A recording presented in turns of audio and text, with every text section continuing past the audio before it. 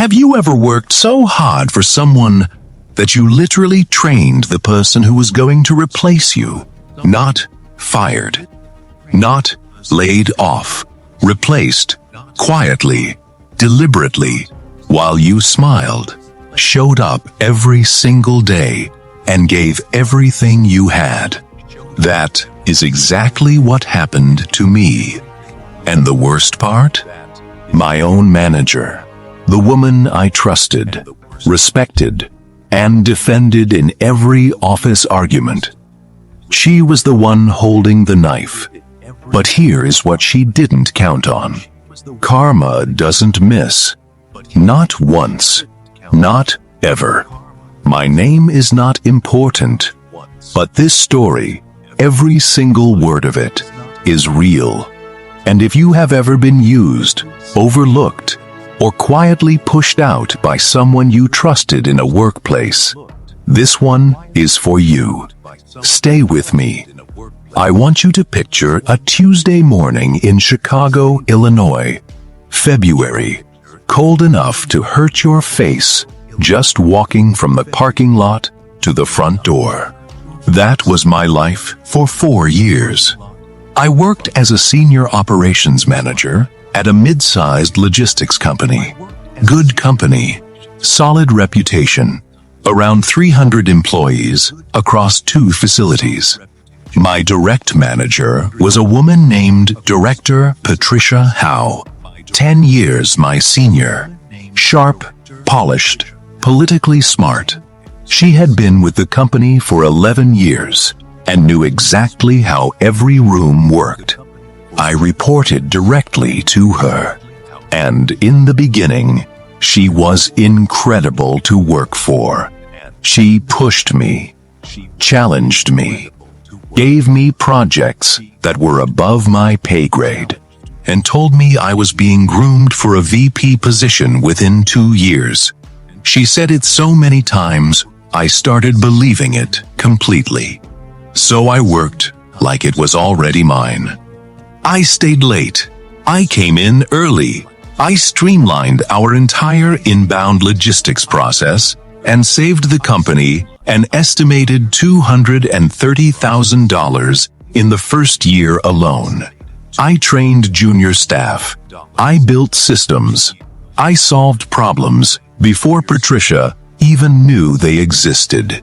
I was, without any exaggeration, the most productive person in that building. And Patricia told me that regularly. You are the engine of this department. I don't know what I would do without you. The VP role is yours. It's just about timing. I trusted every word. That was my first mistake.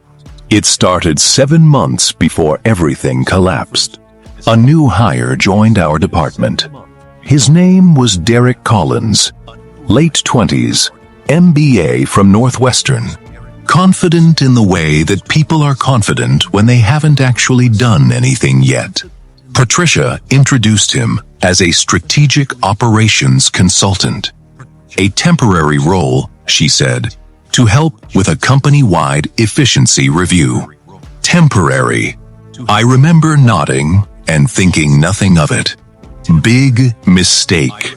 Patricia asked me personally to onboard Derek, walk him through our systems, our processes, our client relationships, our vendor contacts, everything. And I did.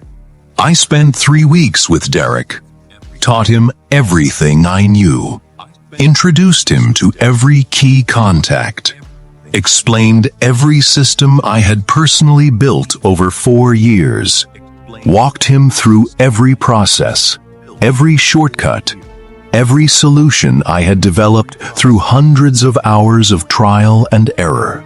I was generous, patient, professional, because that is who I was. Derek asked smart questions, took detailed notes, recorded some of our sessions with my permission. I thought for his own reference. What I did not know, what I could not have imagined, was that Patricia had already made a decision, and Derek was not a consultant. Derek was my replacement. I found out the way you never want to find out anything important in your career. By accident? I was working late on a Thursday night, alone in the office, finishing a quarterly report. Everyone else had gone home. The building was quiet.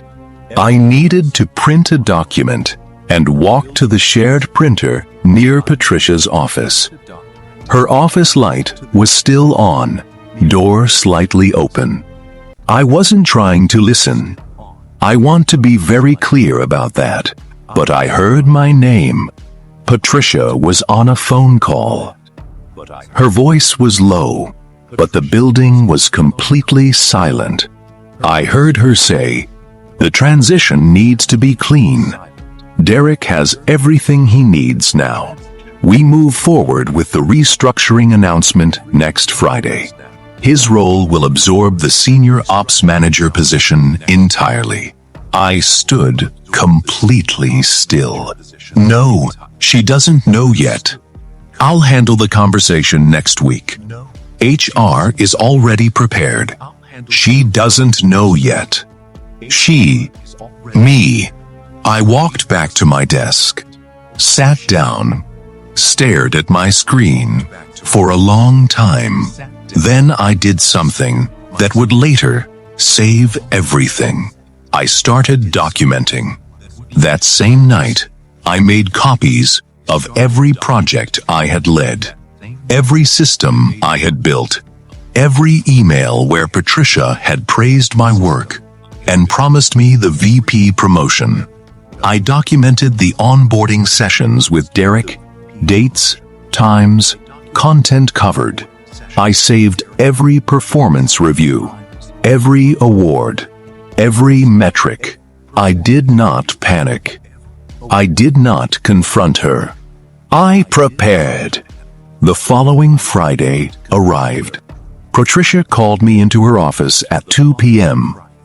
HR manager James Whitfield was already sitting there. That told me everything. Patricia didn't waste time. She told me the company was going through a structural reorganization, that my position was being eliminated, that Derek's newly expanded role would absorb my responsibilities, that I would receive a standard 2-week severance, and my last day would be the following Friday. She said it the way you read a prepared statement. No eye contact, no emotion, like I was a line item being crossed off a budget. I let her finish. Then I opened the folder I had brought with me. I placed it on her desk. I said calmly, quietly, "Before we continue, I want HR to review what's in this folder." James leaned forward and opened it.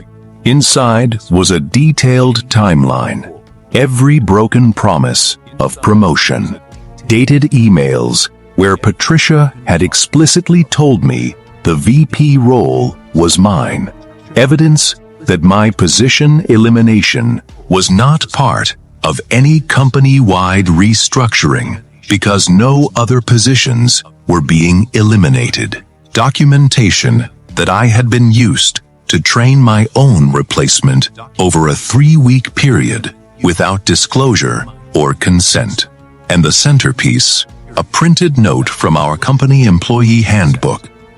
Section C, paragraph 3, which explicitly stated that any role elimination must follow a formal 90-day performance review process. No such process had been initiated. Patricia's expression changed completely. James closed the folder slowly and said, "Patricia, I think we need to pause this meeting. Here is what happened over the following 6 weeks. I retained an employment attorney.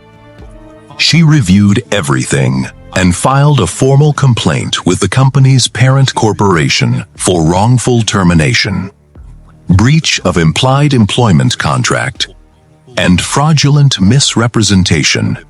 Specifically, the repeated, documented promises of promotion used to retain my labor and expertise. The parent corporation launched an internal investigation. What they found went far beyond my situation. Patricia had done this before.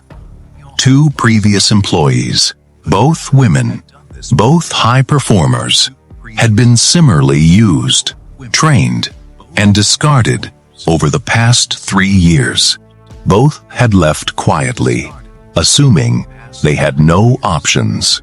I was the first one who had documented everything. The investigation concluded in 41 days. Patricia Howe was terminated. 11 years with the company ended in a single meeting. Derek Collins, who had no idea how deep the manipulation ran, was reassigned to a junior role in a different department. His expanded position never materialized. My settlement included full reinstatement to my position with a formal VP promotion effective immediately. 14 months of back pay for the promised promotion I had been denied, and a formal written apology entered into the company record. 2 of Patricia's previous victims were located and offered settlements as well. Because of the documentation I had provided. 11 years of political games. 11 years of using people and discarding them ended because one person on one quiet Thursday night decided to stop, listen, and document instead of panic. I want to say something directly to anyone watching this who is sitting in a workplace right now feeling used, overlooked, or quietly pushed aside. You are not imagining it, and you are not powerless. Document everything. Date everything. Save every email, every promise, every performance review. Because in the moment when they decide to discard you, your documentation becomes your armor. You don't need to be loud. You don't need to be aggressive. You just need to be prepared.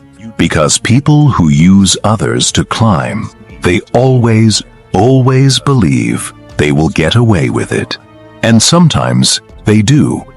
Until they don't. Thank you for watching Justice Served Cold. If this story hit close to home, subscribe. Share this with someone who needs to hear it today.